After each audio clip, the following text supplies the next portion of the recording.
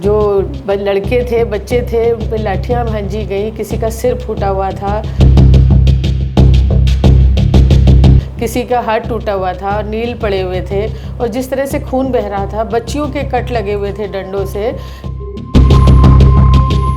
तो दिल बिल्कुल मतलब इतना आहत हुआ। ये चोट उन बच्चों के शरीर पर तो थी ही, खून तो उनके बह ही रहा था, लेकिन ये चोट हम लोगों के एक माँ होने के नाते, एक महिला होने के नाते जो हम लोगों के दिल पे लगी, उसका मैं आप लोगों से बयान भी नहीं कर सकती। किसकी कंप्लेन करेंगे जो इस तरह से निर्ममता से निहत्थे बच्चों को मार रहा है? तो ये सोची समझी साजिश है बीजेपी की, ये अहंकारी सरकार है, ये दमनकारी सरकार है, ये इतने घमंड में चूर हैं कि बच्चों की पीड़ा का एहसास नहीं कर पा रहे। एक मंत्री के इस्तीफे को ये इतना बड़ा इशू बनाए हुए हैं कि मेरी संज्ञान में आया है। वैसे आप बेहतर जानते होंगे कि एक बच्ची की जान भी गई है। तो सरकारें काम करती हैं देश के लिए, बच्चों के लिए, महिलाओं के लिए, कारोबारी, व्यवसायी, किसान, और यहाँ काम हो रहा है या सारी संवेदना या सारी हिफाजत जो करनी है वो अपने मंत्री के पद को बचाने के लिए करनी है। और जौहर यूनिवर्सिटी जो है उसका इस समय आपको बहुत करीब का है, तो आपको जौहर यूनिवर्सिटी को बचाने के लिए या जौहर यूनिवर्सिटी पर जो एक्शन कर रही है सरकार, उसको लेकर के आपकी पार्टी ने एक प्रतिनिधिमंडल बनाया है। तो मुझे लगता है कि उसमें सांसद कोई नहीं है शामिल, और सांसद किसी के ना शामिल होने की वजह तो ये है कि सत्र चल रहा है, लेकिन बड़ी संख्या में विधायक हैं उसमें। तो आपकी क्या उसमें कोई योजना है कि उसको बचाने की? पार्टी की क्या योजना है, कुछ है? आजम खान साहब ने पूरे जीवन संघर्ष करके ये इतनी खूबसूरत एक भव्य यूनिवर्सिटी को बनाया है, और उस यूनिवर्सिटी को ये एक राजनीतिक द्वेष के कारण तोड़ना चाहते हैं। क्या होगा उन बच्चों के भविष्य का जो हज़ारों बच्चे वहाँ पर पढ़ रहे हैं? क्या होगा उन लोगों का जो वहाँ काम कर रहे हैं, टीचिंग कर रहे हैं या कोई अन्य विभागों में अलग अलग पदों पर काम कर रहे हैं, उनका क्या होगा? वहाँ हर जाति धर्म के बच्चे पढ़ते हैं। नमस्कार, मेरा नाम आसफ मोहम्मद कैफ है। आप इनकलाब हिंदी देख रहे हैं और हमारे साथ बातचीत करने के लिए इस समय उत्तर प्रदेश की पॉलिटिकल लीडर्स में काफ़ी शक्तिशाली मानी जा रही सांसद मुरादाबाद रुचि वीरा जी हैं। इन दिनों दिल्ली में सीजेपी प्रोटेस्ट के दौरान पिछले 3 दिनों में उनकी काफ़ी सराहना की जा रही है।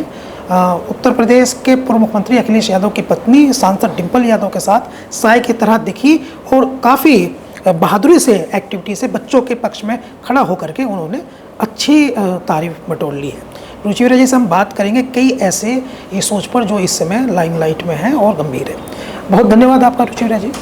धन्यवाद। रुचि वीरा जी, हम लोग जो हैं, चूँकि देश जो है वो ये समझना भी चाहता है और जानना भी चाहता है, और पिछले 3 दिनों में आपने सीजेपी प्रोटेस्ट में छात्रों के दर्द को काफ़ी महसूस भी किया है। 2 दिन पहले तो जब आप गई, पहले दिन बैरिकेडिंग लांग करके, और दूसरे दिन जिस दिन जो मेन डे था, जिस दिन संसद मार्च हो रहा था, उस दिन लाठीचार्ज हुआ छात्रों पर और आंसू गैस गिराई गई। उस समय आप डिम्पल यादव के साथ में सबसे नज़दीक, सबसे आगे दिखाई देने वाली महिला सांसद के तौर पर थी, और आपने इन बच्चों की स्थिति को देखा।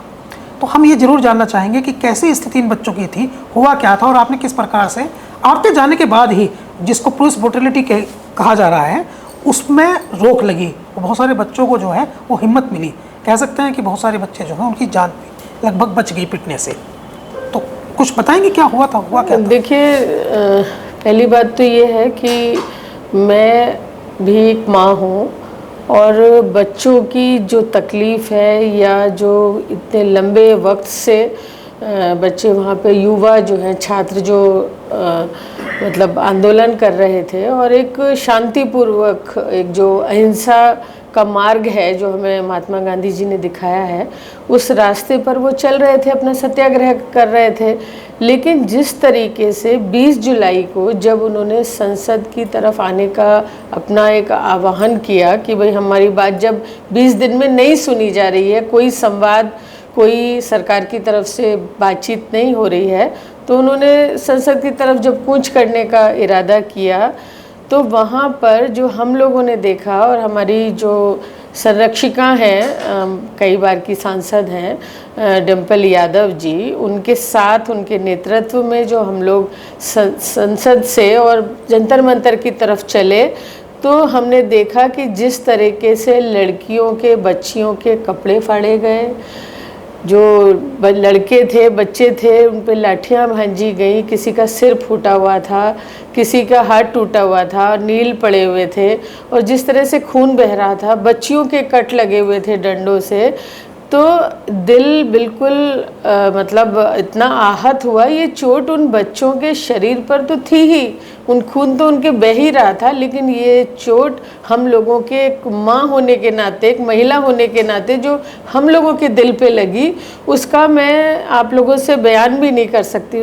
उस तकलीफ़ का आप भावुक भी हो रही बताते हुए भी। उस तकलीफ़ को मैं बयान भी नहीं कर सकती। और आदरणीय डिम्पल यादव जी ने और हमारी पूरी टीम ने, पार्टी ने, जो उन बच्चों के साथ उन्हें पानी पिला सकते थे, बच्चे रो रहे थे बिलक बिलक के, लड़के लड़कियां, कि हमने उन्हें मतलब ड्रेसिंग करवाई, उनकी पट्टियां बांधी, उनको किसी ने हवा करी, किसी ने ORS पिलाया, किसी ने चॉकलेट बिस्किट खिलाए। तो बमुश्किल उन बच्चों को हम लोगों ने शांत किया, बिलक बिलक के रो रहे थे वो बच्चे। तो ये जो अहंकार वाली बात सामने आई सरकार की, कि एक तरफ तो पेपर लीक हो रहा है बार बार देश के अंदर, हमारे प्रदेश के अंदर भी बार बार पेपर लीक हो रहे हैं, बच्चे तैयारी कर रहे हैं, उनके माता पिता उस पर खर्च कर रहे हैं, अपनी ज़मीन बेचकर, अपना पेट काट कर अपने बच्चों को पढ़ा रहे हैं या तैयारी करा रहे हैं, और एक तरफ पेपर लीक हो जाने से उनकी उम्र निकली जा रही है। और इस जो निराशा और हताशा से बच्चों ने, 20 से अधिक बच्चों ने जो आत्महत्या की, ये बहुत ही दुखद है। और जो मांग छात्रों की, हम लोगों की, हमारे पार्टी के नेता की बराबर है, अखिलेश यादव जी की, कि भाई वो इस्तीफ़ा दें शिक्षा मंत्री, और उन बच्चों के जो बच्चों की जानें गई हैं, उनके परिवारों को 1-1 करोड़ रुपए का मुआवजा मिले, ये मांग है। तो सरकार ने कोई ना मध्यस्थता करी, ना कोई संवाद किया, ना कोई रास्ता निकाला, और बच्चों के ऊपर डंडे मारने का काम, आंसू गैस छोड़ने का काम, करंट लगाने का काम, बच्चों के करंट तक लगाए गए, और उनके ऊपर जो वाटर कैनन चलाने का काम, ये जो किया, ये कोई हल नहीं है। ये संवाद से ही, वार्ता से ही कोई समाधान निकल सकता था। डंडों से, लाठी डंडों से मारने से, दमन करने से कभी भी समाधान नहीं निकल सकता। तो ये बड़ा एक दुर्भाग्य के तरह से काले दिवस के रूप में 20 जुलाई को देखा जा सकता है। CGP के जो स्पोक्स पर्सन हैं सौरभ दास, उन्होंने बताया, और आशुतोष जो हैं उन्होंने भी इसकी पुष्टि की, कि हमें JP नड्डा से मिलने के लिए बुलाया गया था, 2 घंटे हमारा इंतज़ार कराया गया। उसके बाद 10 मिनट हमसे बात हुई, हमारा लेटर ले लिया और हमें ये कहा कि हम ऊपर बात करके बताएंगे। और आज तो उन्होंने एक और खुलासा किया है, उन्होंने कहा कि मेरा व्हाट्सअप, हमारे फ़ोन बाहर रखवा लिए गए थे और मेरा व्हाट्सअप डीएक्टिवेट किया गया, हमारी बात सुनी भी नहीं गई। देखिए, वो तो मैं कहूँगी कि बच्चों ने जो थे, वैसे उनकी पार्टी का अपना फैसला है, या लेकिन ये उनका एक तरह से अपरिपक्वता थी कि यहाँ लाखों की भीड़ है, आप उन्हें छोड़ के वहाँ चले गए, 2 घंटे इंतज़ार करते रहे, फ़ोटो खिंचवा के वापस आ गए। वार्ता करने के लिए तो सरकार का रिप्रेजेंटेटिव वहीं आना चाहिए था, मौके पर ही वहीं आता। निश्चित तौर पे अनुभवहीनता। तो मैं वही कहना चाहती हूँ कि ये उनकी इमेच्योरिटी थी कि वो बच्चे हैं और वो वहाँ चले गए।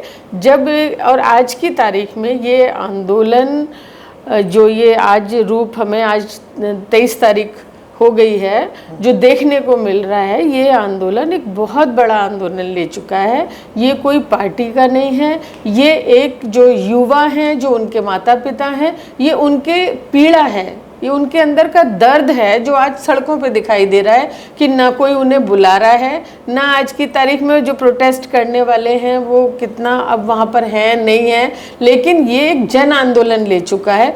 सारे देश के से बच्चे अपने आप अपने घरों से कूच कर गए हैं जंतर मंतर की ओर, दिल्ली राजधानी की ओर, और ट्रेनों में बैठ रहे हैं और यहाँ आ रहे हैं। एक बात और देखने को आई कि जो मारने वाले लोग थे वो बगैर वर्दी के भी थे, उनके हाथों में डंडे थे।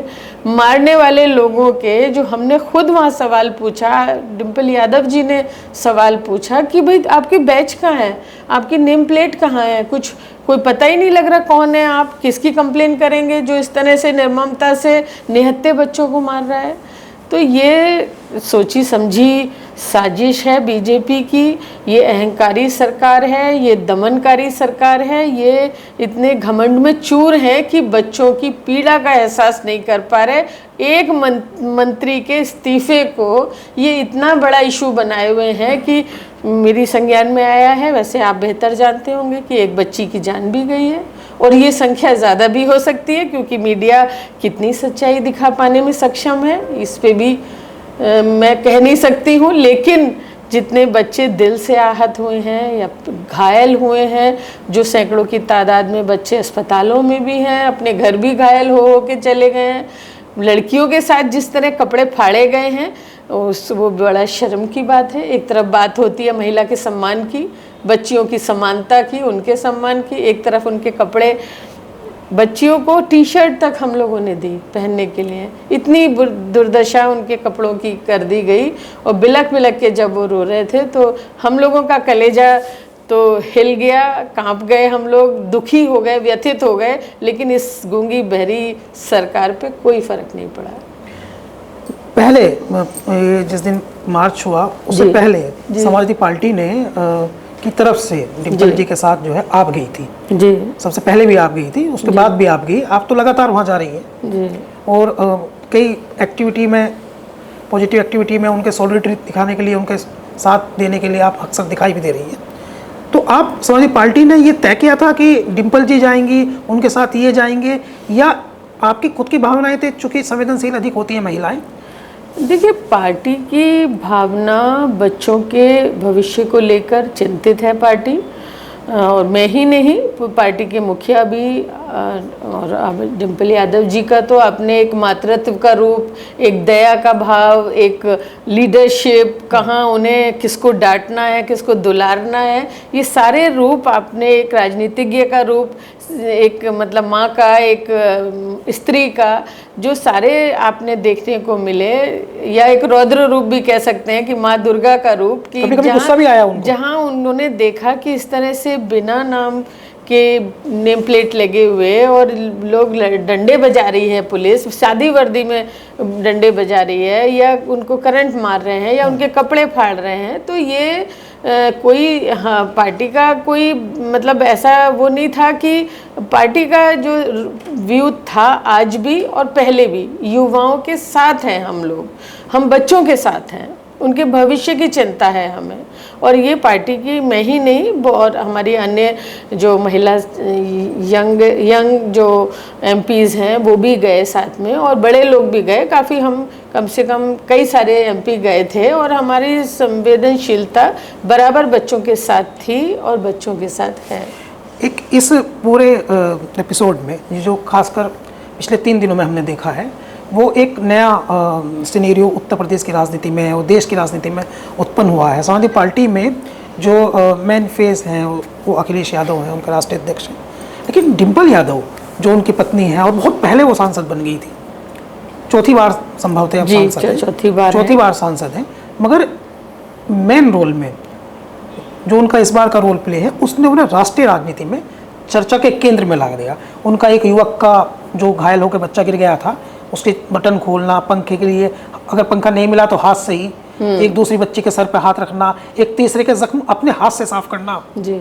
ये सब जो एक्टिविटी डिम्पल यादव की रही, आप भी ये मानकर चल रही हैं कि जैन जी जो 2000 के बाद पैदा हुई जनरेशन है, जो कभी भारतीय जनता पार्टी की सबसे बड़ा वोट बैंक रही है, वो आकर्षित हो गई डिम्पल यादव से? डिम्पल यादव नया फेस बन गई हैं, या डिम्पल यादव को राष्ट्रीय राजनीति में वो अधिक महत्वपूर्ण हो गई है, जैसे उनको सराहना मिली है, प्रशंसा मिली है, और उनकी लोकप्रियता बढ़ी है पिछले दिनों? देखिए, मैं बताऊं आपको कि हम लोगों को भी उस दिन से इतने फ़ोन आए हैं महिलाओं के, युवाओं के, पेरेंट्स के, कि इतनी सराहना केवल प्रदेश में नहीं, पूरे देश में डिम्पल यादव जी के जो उस दिन का अलग अलग तरह का उनका मतलब रूप था, जहाँ जैसी आवश्यकता हुई, कहाँ पुलिस ऑफिसर को डांटना है, कहाँ एम्बुलेंस मंगाने की व्यवस्था करनी है, कैसे उन बच्चों के लिए ढाल बन के खड़े हो जाना है, कैसे उनके ज़ख्मों को पहुंचना है, कैसे उन्हें दुलारना है, कैसे उन्हें हिम्मत देनी है, ताकत देनी है उन बच्चियों को। तो वो ये सब देख के, यहाँ तक मैं अगर आपसे कहूँ कि जो विरोधी लोग भी हैं, जो विपक्ष के लोग भी हैं, वो भी बराबर सराहना कर रहे हैं डिम्पल यादव जी की, कि वो मतलब उस दिन का उनका जो भी था वो सब कुछ अंदर से था। टैगलाइन होगी, मैं भी एक माँ हूँ। हाँ, बिल्कुल अंदर से था। और जब हम लोग प्रोटेस्ट में भी गए थे जंतर मंतर पे कुछ दिनों पहले भी, तब भी उन्होंने ये बात कही थी कि मैं भी एक माँ हूँ, अखिलेश यादव जी भी एक पिता हैं, और वो बच्चों के, युवाओं के, छात्रों के जो दर्द है उसको का एहसास कर सकते हैं। तो डिम्पल यादव जी निसंदेह चौथी बार सांसद हैं, तो राजनीतिज्ञ तो हैं ही हैं, और राजनीतिज्ञ मतलब एक्स चीफ मिनिस्टर की पत्नी है, होने वाले चीफ मिनिस्टर की पत्नी है, तो अनुभवी हैं, इसमें कोई दो राय नहीं है। और उनकी देखिए हमेशा ही उनकी सादगी, उनका पहनावा, उनका जो बोलने का लहजा है, वो सब चीज़ हमेशा ही सब लोगों के द्वारा उनके व्यक्तित्व की जो है वो सराहना की ही जाती है। और तो जो अच्छा है वो तो हर परिस्थितियों में अच्छा है ही। अक्सर डिम्पल यादव जो है उनकी शालीनता, स्पष्टता, सहृदयता की प्रशंसा होती रहती है, लेकिन चूंकि वो एक बहुत बड़ा शैडो है अखिलेश यादव का, उनकी पत्नी है, मगर इस बार उन्होंने अपनी आइडेंटिटी को इतना विकसित किया कि देश भर में, दुनिया भर में उसकी बहुत पॉजिटिव, सकारात्मक चर्चा हुई, और सहयोगी के तौर पर आपकी भी। अभी हम ये नोटिफाई कर रहे हैं कि सीजीपी प्रोटेस्ट जो है अब वो एक राष्ट्रीय नहीं अंतर्राष्ट्रीय मुद्दा बन गया है। अब लगभग देश भर के तमाम विश्वविद्यालय के बच्चे, चाहे वो साउथ के हों, तमिलनाडु के हों, इवन बनारस विश्वविद्यालय हो, या फिर देश के अलग अलग कोनों के विश्वविद्यालय, उनके छात्र दिल्ली पहुंच रहे हैं, और ये एक बहुत बड़ा मुद्दा बन गया है। लेकिन सरकार जो है वो अब तक बहुत एक्टिव दिखाई नहीं देती कि वो इसका सॉल्यूशन करे, शॉर्ट आउट करे या डायलॉग्स करे। देखिए, जैसे मैंने कहा, ये जो हुआ है पिछले 3-4 दिनों में, उसमें जो हर युवा है, हर माँ है, हर पिता है, वो किसी भी दल का है, किसी भी पोस्ट पर है, किसी भी प्रदेश का है, वो छात्रों से, वो युवाओं से, उनकी पीड़ा से, उनकी तकलीफ से, उनके भविष्य से कनेक्ट हो गया है। तो इसका मैं जो समझती हूँ, मेरे हिसाब से ये आज जन आंदोलन बन गया है कि ना कोई प्रदेश की सीमा रही, ना पार्टी की, ना दल की, ना परिस्थितियों की, ना छोटे की, ना बड़े की। आज जो है वो एक सैलाब सा चला आ रहा है, और ना कोई इन्हें बुला रहा है, ना कोई निमंत्रण दे रहा है। लेकिन क्योंकि उन्होंने अपने आप को इन बच्चों की तकलीफ से, इनके साथ जो भी अमानवीय व्यवहार किया गया, जिस तरह से मारा पीटा गया, जिस तरह से उनका रोना है, आज ना उम्र की कोई सीमा है, बड़े भी चल आ रहे हैं, बच्चे भी आ रहे हैं। तो ये जन आंदोलन का रूप ले चुका है, और इससे भी इस सरकार का फैसला नहीं आ रहा है, सरकार का दिल नहीं पिघल रहा है, आदरणीय प्रधानमंत्री जी का दिल नहीं पिघल रहा है। उनका स्नेह अपने मंत्री के साथ बना हुआ है, और पूरा देश एक तरफ है। तो इससे ज़्यादा दुर्भाग्य की और क्या बात हो सकती है कि जब उनका कलेजा पिघल नहीं रहा है, तो इतनी असंवेदनशीलता या इतना अभिमान क्या है। तो सरकारें काम करती हैं देश के लिए, बच्चों के लिए, महिलाओं के लिए, कारोबारी, व्यवसायी, किसान, और यहाँ काम हो रहा है या सारी संवेदना या सारी हिफाजत जो करनी है वो अपने मंत्री के पद को बचाने के लिए करनी है। क्या वजह है? क्या कोई और वजह है कि कहीं कोई मंत्री जी का इस्तीफा हो, धर्मेंद्र प्रधान जी का, शिक्षा मंत्री का इस्तीफा हो, वो कहीं और चीज़ें ना खोल दें, ये डर है? या इतना उसमें अपने अभिमान में, अपने घमंड में इतना चूर है सरकार कि भाई हम तो जीत ही जाते हैं, जैसे भी जीत जाते हैं, कितने भी जुल्म करें, कितनी भी अनदेखी करें, कितना भी दान चोरी करें, कितना भी बुलडोज़र चलाएं, कितना भी रोज़गार ना दें, बेरोज़गारी फैलाएं, नोटबंदी करें, कुछ भी करें, और हम तो बेलगाम हैं, हिटलर शाही है ये तो। देखिए, जैसे आपने कहा अपनी बातचीत में, ये बहुत इंपॉर्टेंट बात हो गई है। हम लोग देखते हैं कि किसानों का आंदोलन हुआ तो खालिस्तानी का टैग उन पर लगाया गया। शाहीन बाग की महिलाएं बैठी थी तो उनको पाकिस्तान प्रायोजित विदेशी फंडिंग उनको कहा गया। दलित जब आंदोलन कर रहे थे तो उन्हें नक्सली विचारधारा से प्रेरित बताया गया। लेकिन ये जो सीजेपी का आंदोलन है, ये एक ऐसा आंदोलन है जिसमें वो इसको जाति या धर्म में नहीं बांटा जा सकता। सब स्टूडेंट्स हैं और ये चर्चा भी वहाँ है। तो क्या हम ये मान के चलें कि अब तक की जितनी आंदोलन की चुनौतियाँ केंद्र सरकार को मिली हैं, उनमें ये सबसे प्रभावी है?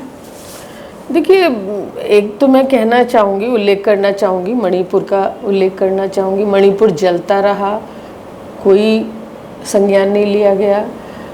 किसान 13 महीने बॉर्डर पे रहे, सर्दी गर्मी बरसात सब मौसम उन्होंने यहाँ झेले। लगभग 750 किसानों की शहीद हुए, 750 किसान यहाँ मारे गए।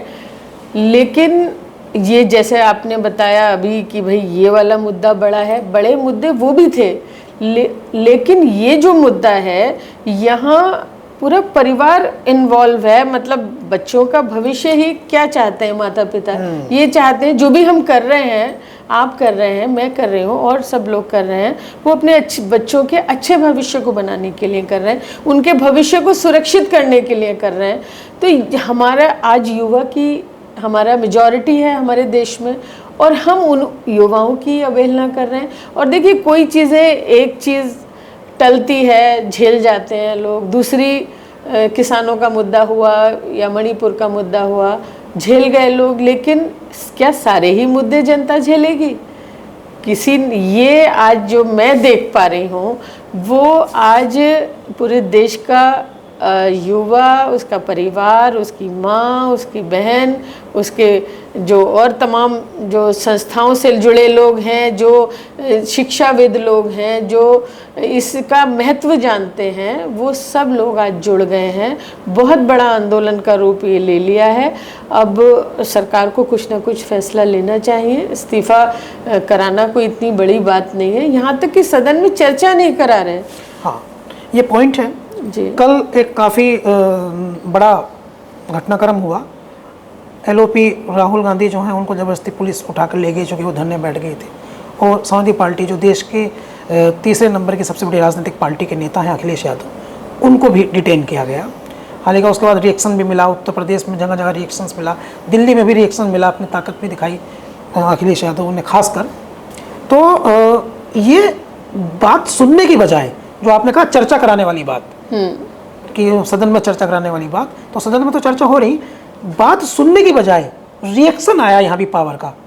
एलओपी को ले जाना, अखिलेश यादव तीसरे नंबर के पार्टी के नेता हैं, उनको ले जाना, डिटेन करना, पुलिस से उठा करके ले जाना एलओपी को, राहुल गांधी को। तो सरकार का तो अभी भी वही टेम्पो जो रहता है, जो उनका पुराने समय में रहा है, रवैया है, हाँ, जो उनका रहता है वो अभी भी कंटिन्यू है। तो ऐसा लग नहीं रहा जैसे उन पर कोई फर्क पड़ रहा है।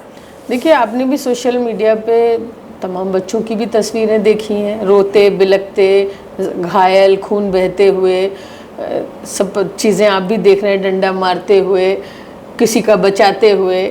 और जो कल हमारे राष्ट्रीय अध्यक्ष अखिलेश यादव जी के साथ जिस तरह धक्का मुक्की से, किस तरह से उनके कपड़े पकड़े हुए हैं, भाई अगर कोई नाजुक कपड़ा होता वो तो खादी पहनते हैं, वरना मोटी खादी, अगर कोई नाजुक कपड़ा होता तो फट ही जाता।